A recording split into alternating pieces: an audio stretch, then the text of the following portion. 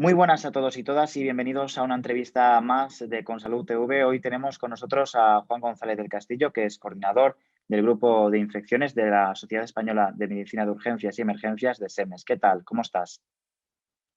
Hola, buenas. Encantado de estar aquí con vosotros. Muchas gracias por la invitación. Pues queríamos hablar sobre todo de esa iniciativa, ¿no? De Deja tu huella, una página web que va a traer mucha información, sobre todo para profesionales sanitarios, bueno, pues sobre el VIH y sobre un poco las enfermedades, ¿no? de transmisión sexual.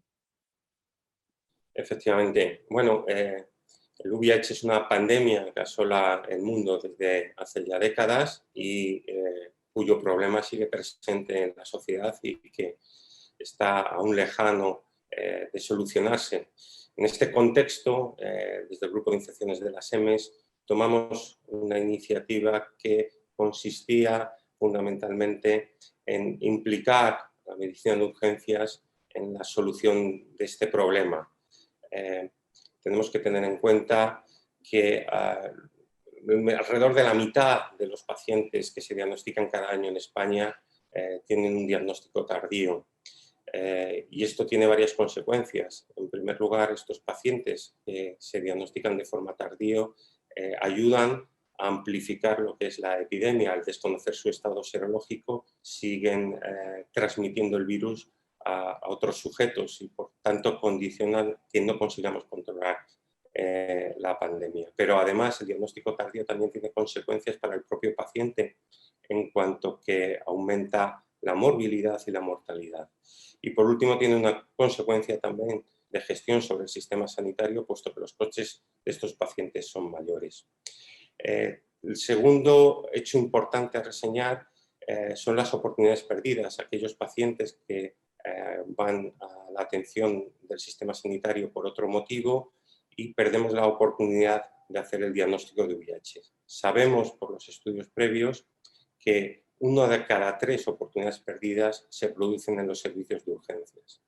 Esto ha motivado que queramos implicarnos en sacar a flote todo ese diagnóstico no realizado, mejorando lo que es los resultados globales de la pandemia, el control de la pandemia en España. Creo que es fundamental la implicación, creemos que es fundamental la implicación de los servicios de urgencias en evitar que los pacientes pasen por nosotros y no aprovechemos esa oportunidad para realizar un diagnóstico que es tan sencillo como hacer una solicitud de una serología, ¿no?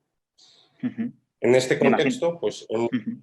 en este contexto publicamos recientemente unas recomendaciones para mejorar el diagnóstico de VIH en el servicio de urgencias, recomendaciones que están publicadas ya en el número de diciembre de nuestra revista, y ahora vamos un paso más allá con esta nueva web que hemos puesto en marcha con el nombre de Deja tu huella, para implicar, para trasladar toda esta información a los profesionales sanitarios que trabajan en la urgencia hospitalaria, donde tendrán acceso a materiales científicos, a entrevistas con expertos, y divulgar el conocimiento y la importancia que tiene nuestro rol como médicos de urgencias en diagnosticar esta infección.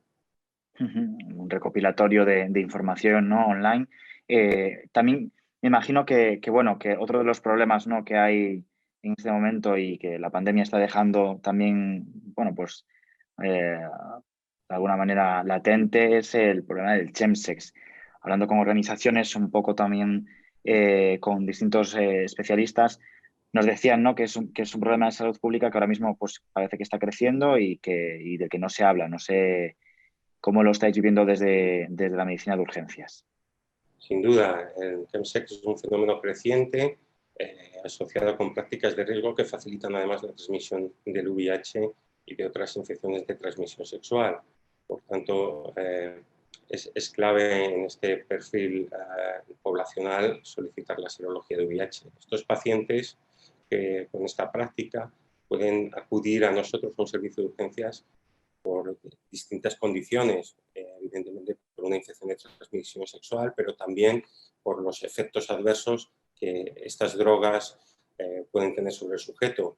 Vemos cuadros psiquiátricos como crisis de pánico, ideas de suicidio, síntomas psicóticos, vemos efectos cardíacos como taquicardia, como arritmias, como insuficiencias coronarias, vemos complicaciones respiratorias como crisis de broncoespasmos, edemas de glotis, broncoaspiraciones, vemos complicaciones derivadas del consumo intravenoso, como infecciones intravasculares o abscesos, y vemos también en relación con el chemsex en ocasiones complicaciones traumáticas como laceraciones o escoriaciones en el pene o desgarros anales. Es decir, son pacientes que pueden acudir al servicio de urgencias y aparte de realizar sobre ellos la atención sobre el problema por el que acuden, debemos tener y tenemos la responsabilidad por el paciente y por salud pública de solicitar una serología de VIH para descartar la infección. Entiendo que, bueno, que el chemsex tiene dos vertientes, ¿no? Porque de alguna manera, bueno, por un lado está esas infecciones, ¿no? De ITS, de ETS, y por otro lado, esa combinación de drogas que puede generar pues una drogodependencia. Entiendo que es un reto para la salud pública. No sé si en España se está abordando como se merece. Bueno, quiero decir, desde el Ministerio hay iniciativas desde hace tiempo en relación con el diagnóstico de VIH y también ahí se realizan aspectos importantes del chemsex, pero nosotros pues, queremos también poner desde los servicios de urgencia nuestro granito para mejorar la atención de estos pacientes y luchar contra este problema, ¿no?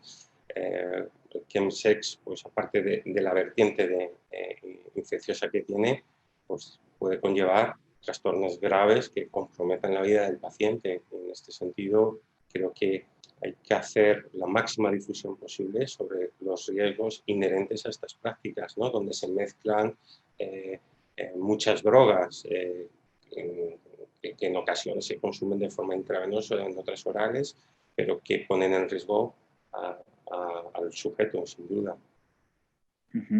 Entiendo que hay muchos riesgos para la salud. No sé si podemos, de alguna manera, abordar, ¿no? Ese problema. Entiendo que por un lado están esas distintas drogas y las consecuencias que provocan. Y también, bueno, no sé si hace falta a lo mejor una labor más allá de las organizaciones que hay, porque bueno, chemsex generalmente, ¿no? De manera más frecuente se produce entre hombres que tienen sexo con hombres y ahí los colectivos LGTBI hacen un pequeño respaldo, pero de manera asistencial, ¿cómo lo estáis abordando vosotros? Bueno, a nivel asistencial lo tratamos como cualquier otro paciente cuando viene con un problema y tratamos de atajar ese problema, ¿no?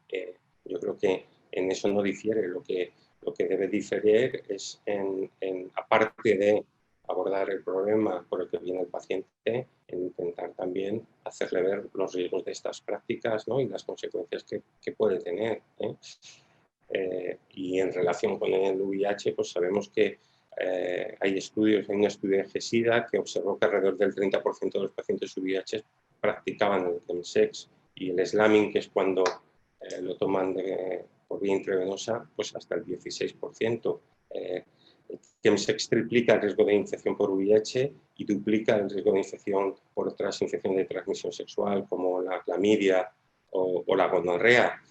Por tanto, independientemente de por qué venga el paciente, independientemente del tratamiento y de solucionar el problema por el que acude a nuestro servicio, debemos hacer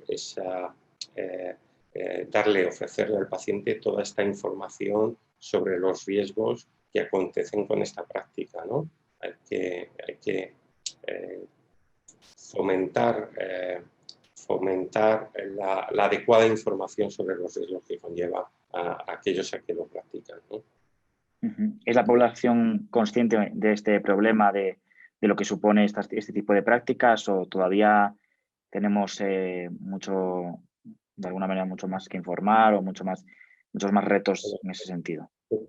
Yo creo que cualquier esfuerzo en informar y formar a la población es lo que hay que hacer, ¿no? Hay de todo y hay pacientes que conocen bien los riesgos y yo creo que hay otros que no es así. Por tanto, no hay que aprovechar la ocasión para concienciar y formar al paciente de esto. Y ya para finalizar, hablando con, bueno, pues diferentes actores, ¿no?, implicados en este abordaje, ¿no?, del chemsex como problema de salud pública, nos comentaban que a lo mejor, bueno, sería necesario que se creara una oficina dentro del Plan Nacional sobre el SIDA o, bueno, que se elaborase una estrategia nacional, ¿no?, sobre este tema a largo plazo. No sé, bueno, en ese sentido, ¿cómo lo veis desde las SEMES? A ver, en un contexto como el que estamos, como hemos dicho antes, que es un fenómeno creciente, cualquier iniciativa no solo es buena, sino que es necesaria. Está muy lejos de controlarse, aumenta la frecuencia de utilización y, por tanto, cualquier iniciativa a nivel de la autoridad pública o sanitaria o bien a través de las sociedades es bienvenida sin duda y necesaria. Último mensaje, ¿no?, que hay que mandar a la población, a los lectores que nos están viendo, leyendo. ¿Qué le decimos sobre el chemsex para toda aquella gente que, bueno, que a lo mejor banaliza, ¿no?, esto y que es una práctica que puede generar muchísimos riesgos para toda la sociedad? Bueno, el mensaje es que es una práctica de alto riesgo que puede tener consecuencias a corto plazo en cuanto a provocar una situación de riesgo vital y consecuencias a largo plazo, por ejemplo, adquiriendo una infección por VIH. Ujú. Pues con ese mensaje nos quedamos. Muchísimas gracias por atendernos. Muy bien, muchísimas gracias por la invitación.